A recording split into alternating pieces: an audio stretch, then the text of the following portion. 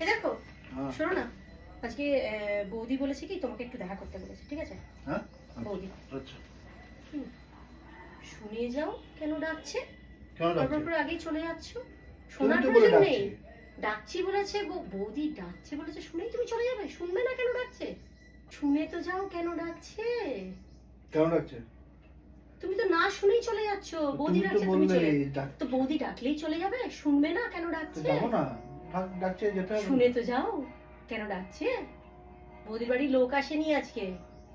ঘর তো? মুছতে হবে, বাসন মাজতে হবে, কাপড় কাচতে হবে। তোমার কাজ বৌদির ভীষণ পছন্দ, সেই জন্য তোমাকে ডাকছে।